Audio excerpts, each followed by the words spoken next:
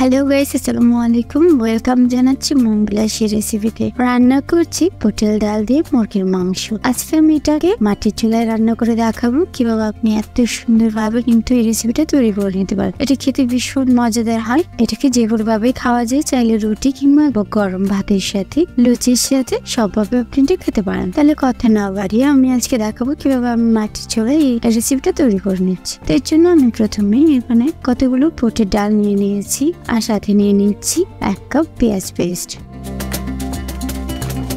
নিয়ে নিয়েছি 500 গ্রাম মুরগির মাংস, যেগুলোকে আমি একদমই ছোট ছোট করে কেটে নিয়েছি। এটা তাহলে খেতে ভালো লাগবে, যেটা আমি ছোট করে পিস করে নিয়েছি।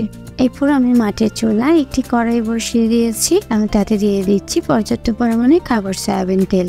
এবার তেলটাকে আমি কিছুক্ষণ গরম করে নেব। এবার তেলটা গরম হয়ে আসলে এখানে আমি 1 কাপের মতো পেঁয়াজের পেস্ট দিয়ে দিচ্ছি।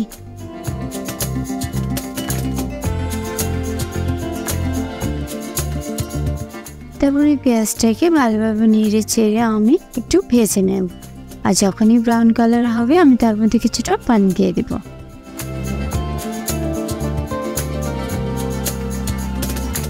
এবার আবারও আমি পেঁয়াজের পানিটাকে নেড়ে চেড়ে নিচ্ছি।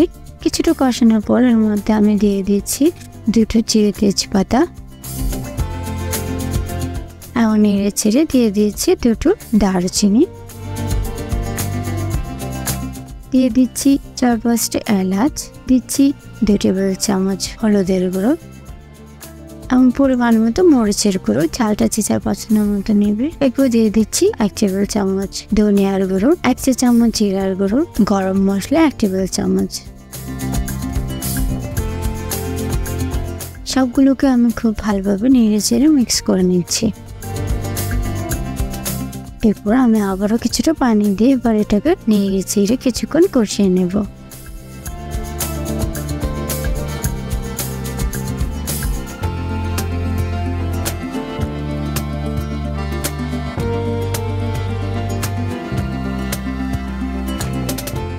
তো এটা কিছুক্ষণ কষানোর পর এর মধ্যে আমি স্বাদ মতো লবণ দিয়ে দেব। অল্প কিছুক্ষণের মধ্যে কিন্তু উপর থেকে তেলটা উঠে আসবে। এবার আমি এর মধ্যে মুরগির মাংসগুলোকে দিয়ে দিচ্ছি, যেটা কিন্তু আমি আগে ছোট ছোট করে কেটে নিয়েছিলাম। এবার সবগুলোকে নেড়ে চেড়ে মশলাগুলোর সাথে আমি মিক্স করে নিচ্ছি।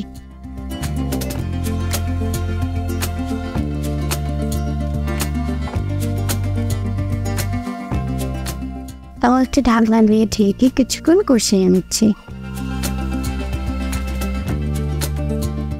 তো দেখতেই পাচ্ছ এটা কিন্তু অনেকটা কষে এসছে।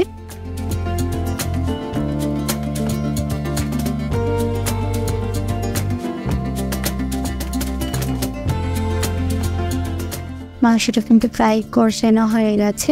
এবার আমি কিছুক্ষণ আবারও নেড়ে চেড়ে জাল করে নিচ্ছি। তারপর এর মধ্যে আমি ধুয়ে রাখা বুটের ডালগুলোকে দিয়ে দিচ্ছি আর খুব ভালোভাবে নেড়ে চেড়ে সবগুলোকে আবারও মিশিয়ে নিচ্ছি।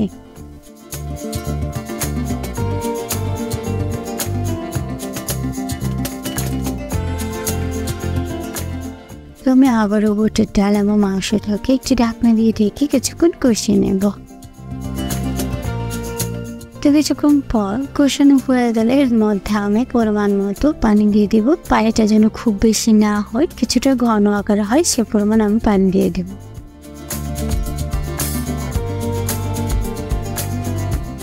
তো পানি দিয়ে এটাকে আমি 20-15 মিনিট পর জাল করে নেব।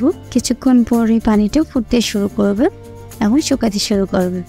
আর এর মধ্যে কিন্তু বুটের ডালটা একদমই সেদ্ধ এবং নরম হয়ে যাবে।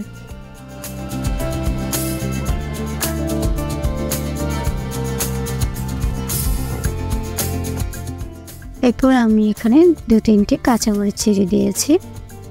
এরপর আবারও কিছুক্ষণ আমি জাল করে পানিটাকে শুকিয়ে নিচ্ছি। তো দেখতেই পাচ্ছ বুটের ডালটা থেকে কিন্তু পানিটা অনেকটাই শুকিয়ে গেছে।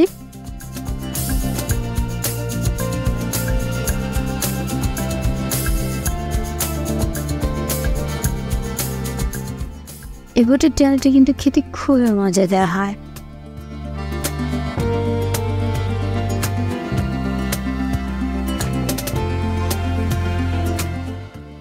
তো বন্ধুরা দেখতেই পাচ্ছ আমার বুটের ডালের রেসিপিটা কিন্তু একদম রেডি, যেটা দেখতে খুবই সুন্দর কালার এসেছে। এবারে ডালটার উপর আমি জিরার গুঁড়ো দিয়ে দিচ্ছি। এরপর আমি তুলে নিচ্ছি অন্য একটা পাত্রে। চেষ্টা করেছি একদমই ঘরোয়া উপায়ে ঢাকানোর জন্য, যেটা আমি মাটির চুলে রান্না করে দেখিয়েছি। এটা কিন্তু ভীষণ মজাদার হয় খেতে। যারা আমার সব সুন্দর রেসিপি পেতে চায় তারা কিন্তু আমার চ্যানেলটিকে সাবস্ক্রাইব করে দেবে। দেখা হবে তোমাদের সাথে অন্য কোনো ভিডিওতে। সে পর্যন্ত তোমরা অনেক ভালো থেকো। আল্লাহ হাফিজ।